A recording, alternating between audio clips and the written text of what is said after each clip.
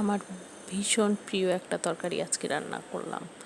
সেই সাথে সংসারের কাজ বাজার আরও তো ঘরের কাজ থাকেই।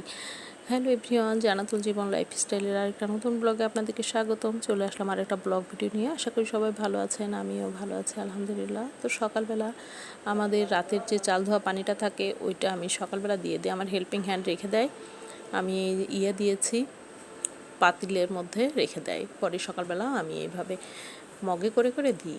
তো যাই হোক, এখানে আমার লেবু গাছটা অনেক দিন আগের পুরনো লেবু গাছ, এইটা মাশাল্লাহ ভালোই বেড়ে যাচ্ছে। আর চাল ধোয়া পানিটা খুবই কিন্তু উপকারী।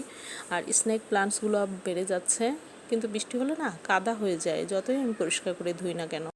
এরপর নাস্তা শেষ করে তারপরে কিচেনে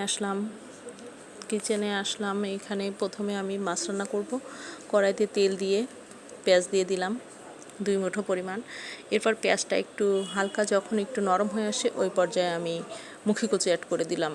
মুখি কচুর কথা কি বলবো, আমার এত পছন্দ, আমি ছোটোবেলা থেকে ভীষণ পছন্দ করি এই মুখি কচুর তরকারিটা। তো তো মুখি কচুটা দিয়ে পেঁয়াজের সাথে একটু আমি ভেজে নেই।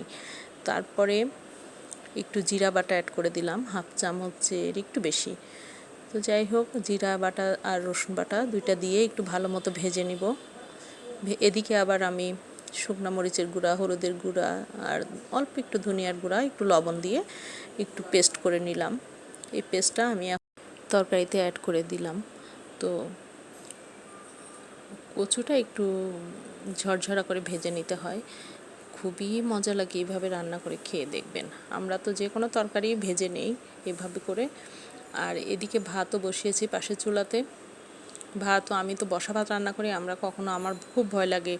আমি ছোটোবেলা থেকে দেখেছি, আমাদের বাড়িতেও কোনোদিন মার গেলে ভাত রান্না করা হয় না, আমিও পারি না। এমনি বসা ভাত আমরা আঙ্গুল মেপে পানি দিয়ে দেই, ওতেই সুন্দর ঝরঝরা হয়ে যায়। আর লো হিটে, প্রথমে একটু হাই হিটে দিতে হয়, পরে লো হিটে। তো যাই হোক, কথা বলতে বলতে কচুটা খুবই ভালো মতো কষিয়ে নিব।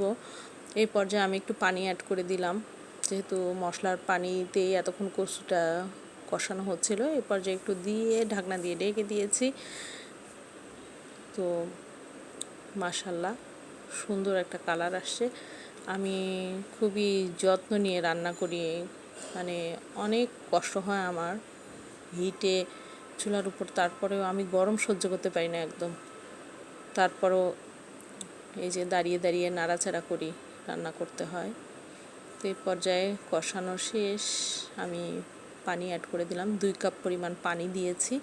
অনেকগুলো কচু তো আর কচুতেও ঝোল টেনে নেয়, প্রতিটা তরকারিতেই কিন্তু কলা, কচু, আলু এই জাতীয় তরকারিগুলো প্রচুর ঝোল টেনে।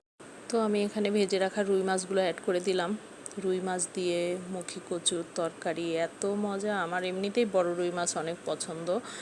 এই রুই মাছটাও 4 কেজি, 4.5 কেজি ওজনের ছিল। তো যাই হোক, এরপরে আমি কাঁচামরিচ অ্যাড করে দিলাম 4-5টার মতো। এই পর্যায়ে কিন্তু তরকারিটা মোটামুটি হয়ে আসছে। আমি কিছুক্ষণ ঢাকনা দিয়ে দমে রেখে দিয়েছিলাম চুলা বন্ধ করে। দেখেন মাশাল্লাহ, আমার তরকারিটা খেতেও কিন্তু সেই লোভনীয় হয়েছে। আর আমি করেছিলাম সজনা ডাঁটা চচ্চড়ি, হাতে মেখে ডাল রান্না করেছি। অল্প একটু করলা ছিল ঘরে, 3-4টা করলা ছিল, সেটা একটু কয়েকটা চিংড়ি দিয়ে একটু পেঁয়াজ দিয়ে তাই একটু চচ্চড়ি করেছি। আর ছিল সালাদ।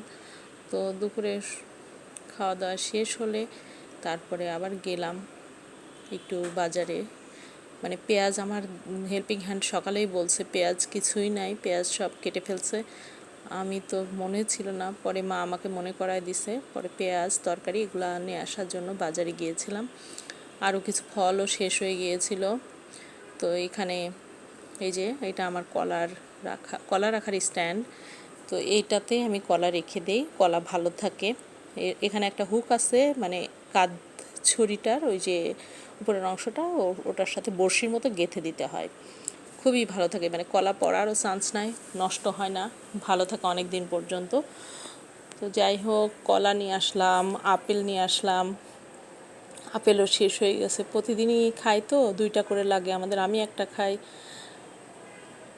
আর মা খায়, ভাই খায়, আমার হাজব্যান্ড বাসায় থাকলে খায়। তো যাই হোক, আর নাশপাতি নিলাম 3টাতেই 1 কেজি মাশাল্লাহ, তো অনেক বড় বড়।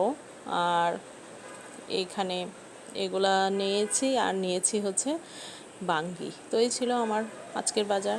আগামীতে নতুন কোনো ব্লগ ভিডিও নিয়ে আসবো। আমার ভিডিওটি ভালো লেগে থাকলে লাইক কমেন্ট শেয়ার করে আমার চ্যানেলটিকে সাবস্ক্রাইব করে দিবেন। Till then stay fine, be happy and stay Jannatul Jibon lifestyle. By.